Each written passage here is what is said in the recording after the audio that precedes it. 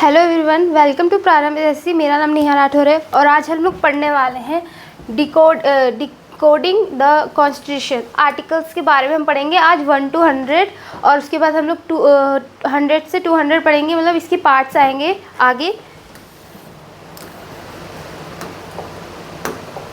Setting the stage, fundamental principle and state identity article 1 to 15 में कहते हैं, ठीक है।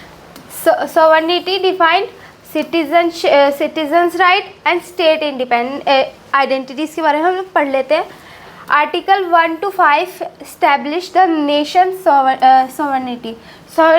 मतलब इसका मतलब है जो कंप्लीट इंडिपेंडेंस हमें मिलती है, हमें पूरी की पूरी फ्रीडम मिलती है कुछ भी करने के लिए।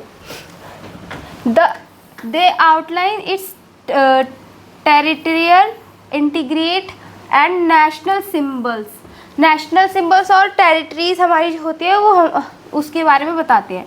This section affirms its independent existence. ये हमें बताता है कि इंडिपेंडेंस एग्जिस्ट करती है अभी भी। तो अब हम लोग सिटीजन्स राइट्स के बारे में पढ़ते हैं। आर्टिकल 6 to 10 कहता है कि डिटेल फंडामेंटल राइट्स कौन कौन सी टाइप्स में होती है। They cover equality before the law.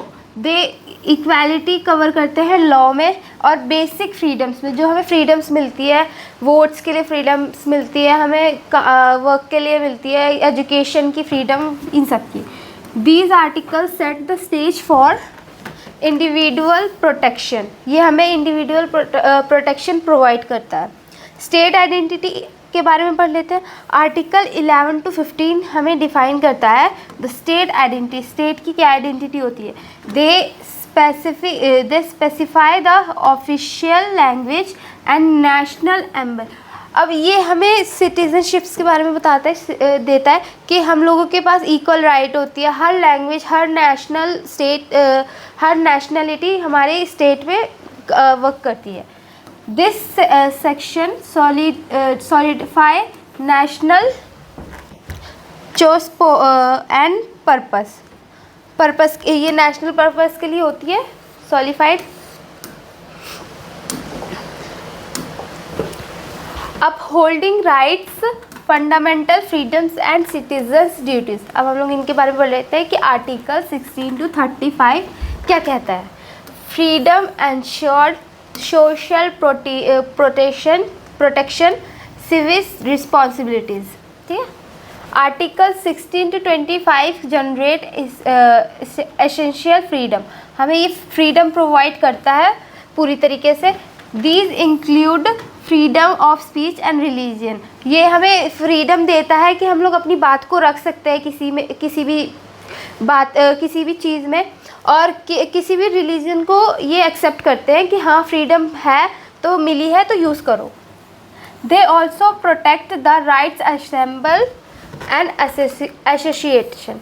इससे मुझे याद आता है कि एक और रूल बना है, एक और आर्टिकल आया है कि सोने पर अगर आप लोग सो रहे हो, अगर आपको कोई उठा दे तो उस पर भी आप केस कर सकते हो। तो इस पर आप मज़े करो, कर दो केस।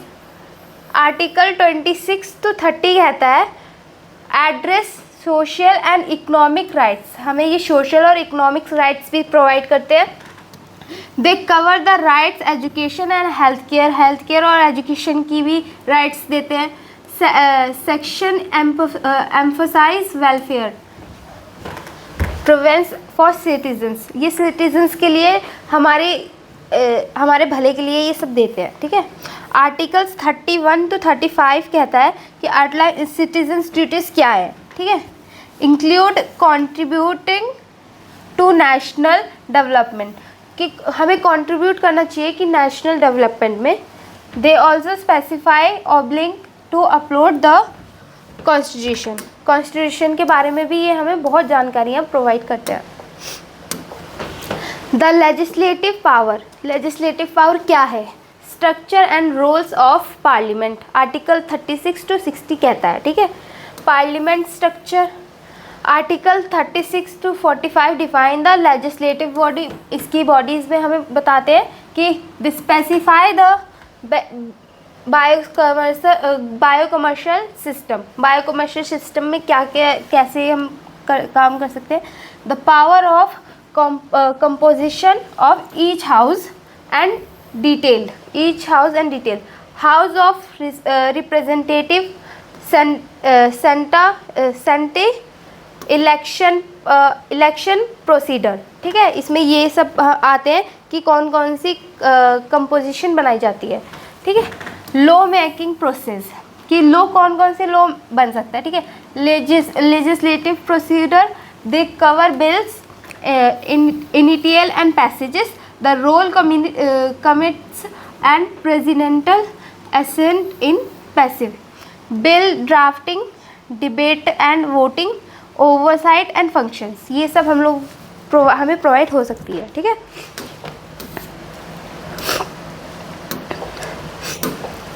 द एग्जीक्यूटिव ब्रांच के बारे में अब हम पढ़ लेते हैं कि powers and responsibilities of governments. Article 61 to 18 कहता है कि प्रेसिडेंट्स रोल, कैबिनेट स्ट्रक्चर और एग्जीक्यूटिव पावर क्या है। ठीक है, आर्टिकल 61 to 65 कहता है establish the head of state. ये इसमें इन्होंने हेड ऑफ स्टेट इस्टेब्लिश किया था। दे define the president election and term.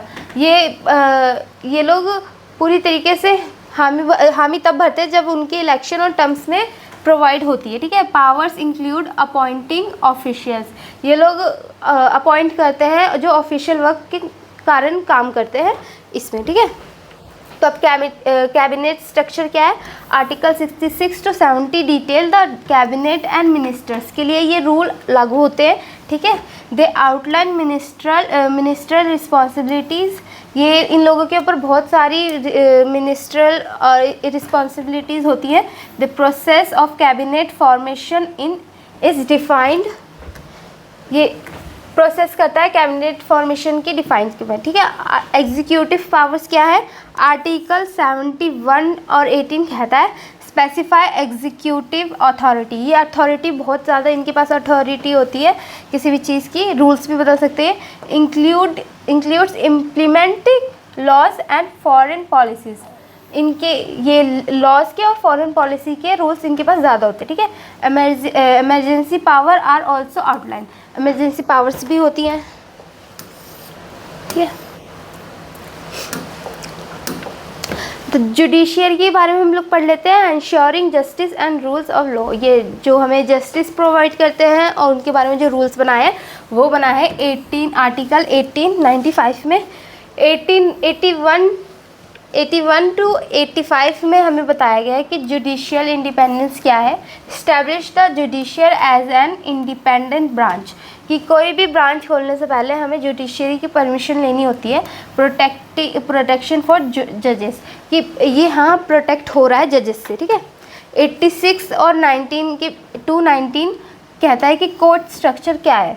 Define the supreme court. ये सुप्रीम कोर्ट को डिफाइन करता है, lower court and their judiciary system को बताता है। ठीक है,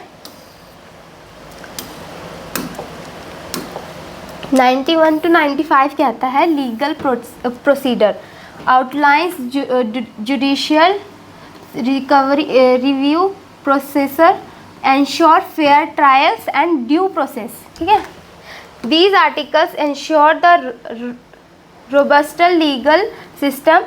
They uphold the rules of law, justice in accessibility to citizens. ये citizens के लिए रूल्स और लॉज बनाता है ताकि हम लोग आराम से अपनी court, state institution and interior provision. Article 96 to 100 कहता है। ठीक है, state audit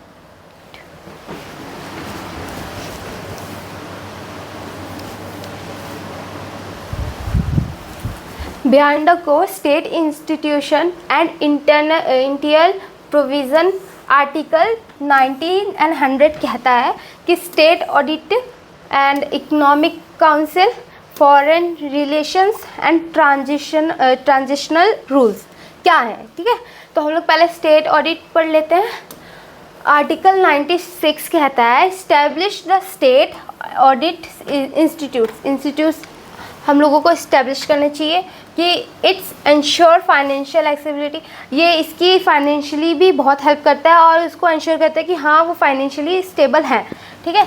this body oversee public expenditure, ये उसकी पब्लिक एक्सपेंडिचर देखते हैं कि कितने लोग आ रहे हैं उस जगह पढ़ने के लिए, ठीक है। अब इकोनॉमिक काउंसिल क्या है?